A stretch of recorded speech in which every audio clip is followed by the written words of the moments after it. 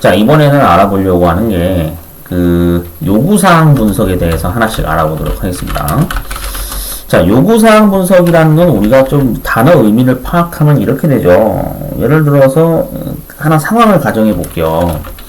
우리가 맨날 이용하는 거 뭐 있습니까? 자격증 시험 예약할 때, 큐넷 사이트에서 시험 장소 예약하기 위해서 어떤 행정 절차를 거치죠. 그러면은 큐넷이라는 그 사이트를 만들 당시에 이제 개발 단계 초기부터 어떻게 진행이 되나요? 제작 업체가 있겠죠, 분명히. 제작 업체에 한국산업인력공단이 의뢰를 했겠죠. 네. 이게 처음이죠. 그래서 시작을 해가지고 뭐 공단 측에서 뭐 이런 기능이 뭐 들어갔으면 좋겠습니다.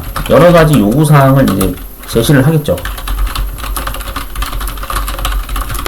네. 그러면 개발 업체에서는 그 요구 사항들을 전부 이제 말 그대로 문서 형태로 이제 작성을 하겠죠.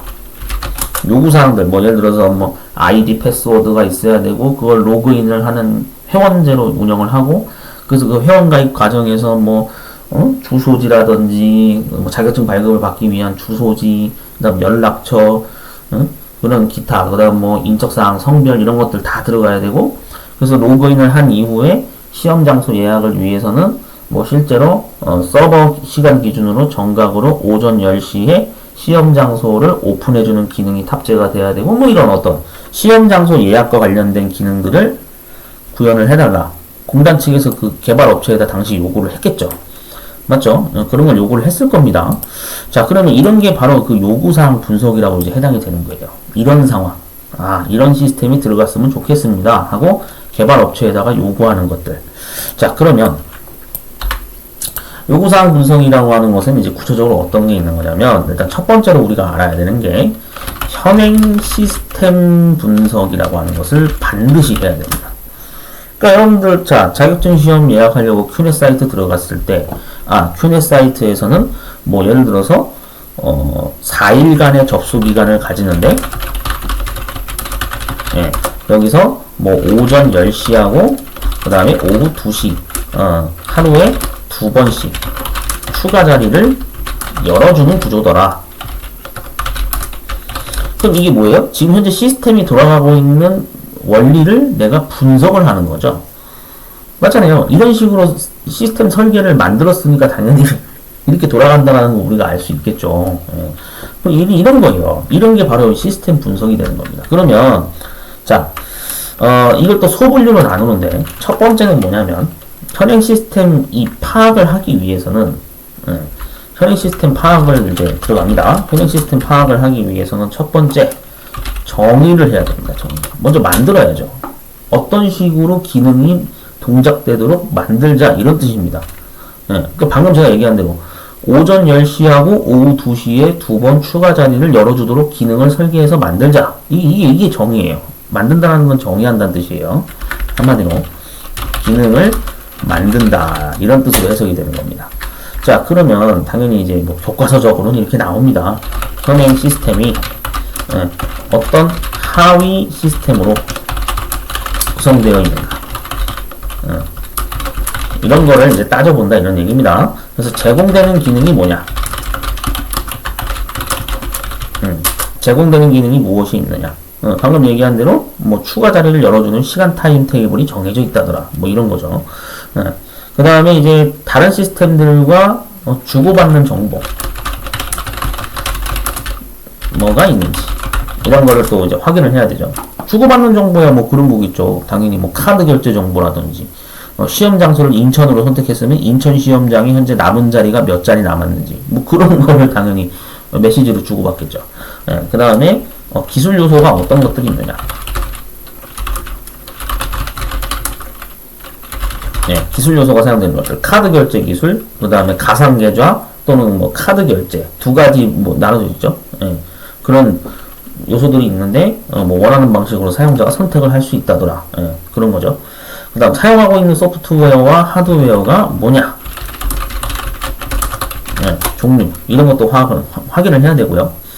그래서 뭐 무슨 뭐 오라클을 사용하고 있는 건지 MS SQL을 사용하고 있는 건지 뭔가 종류가 나눠져 있겠죠.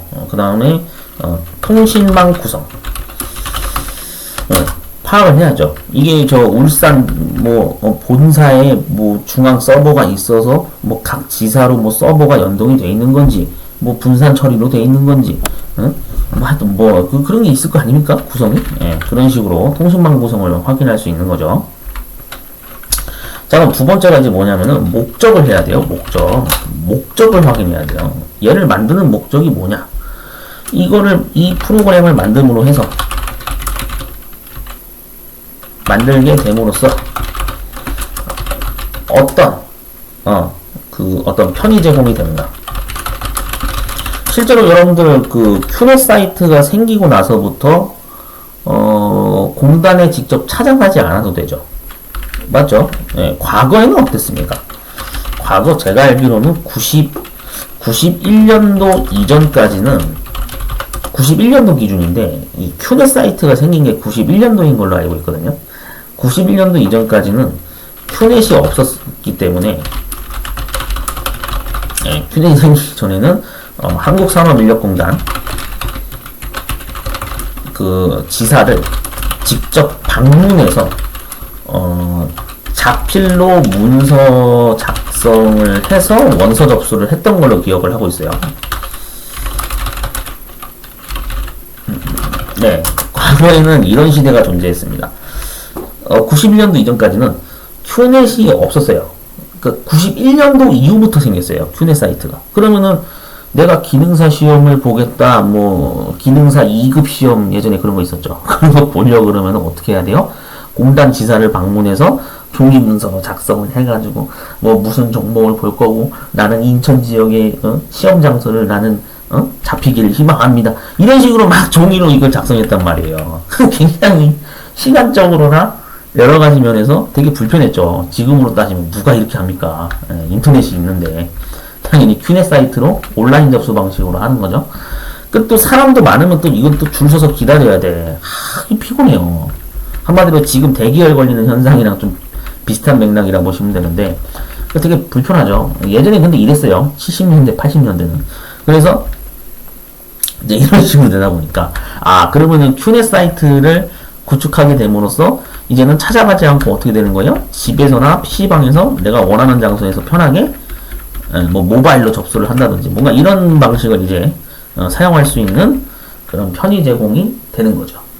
말 그대로 시간 절약도 되고 여러 가지 비용 측면에서도 교통비도 아낄 수 있고 그러한 편의 제공이 된다. 그러한 목적으로 개발이 됐다. 이렇게 생각하시면 되겠습니다. 자, 세 번째가 이제 뭐냐면은 바로 절차를 따져야 됩니다. 절차. 현행 시스템 파악 절차라는 게 있는데 얘는 뭐 시험에 나올 가능성도 있겠죠. 일단 알아볼게요.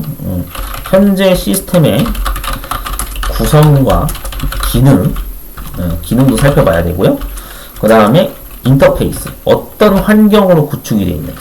인터페이스가 환경이라는 거랑 같은 말이에요. 환경 상태를 파악하는 단계입니다.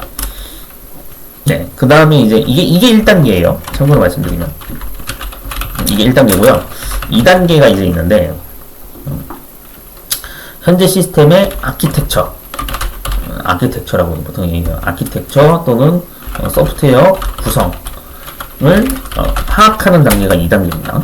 3단계는 뭐냐면 그 하드웨어와 통신망 구성을 파악하는 단계가 바로 3단계가 됩니다. 네. 이렇게 해서 우리가 실제 그 현행 시스템 파악이라고 하는 파트가 이런 것들이 존재하는구나 라는 거를 알아두실 필요가 있죠. 네, 맞죠? 네, 그래서 우리가 이 맥락을, 그러니까 여러분들 그 실제 사례를 지금 제가 빗대서 설명을 드린 거예요. 우리가 맨날 기능사, 산업기사 여러분들 보려고 막 취업 준비 때문에 준비하시거나 회사에서 자꾸 취득해오라고 하는 것 때문에 스트레스 받으시는 분들 많지 않습니까? 맞잖아요. 그러니까 지금 우리가 자격증 공부할 때 맨날 들어가는 큐넷 사이트, 그 사이트가 일련의 동작되는 과정을, 배경을 이미 우리는 알고 있기 때문에 그거에 빗대서 딱 보면은 이게 선행 시스템 파악이라는 게 맞아. 이런 걸 얘기하는구나 라고 좀 쉽게 이해할 수 있을 거라고 생각이 됩니다. 참고하시면 될 것 같아요.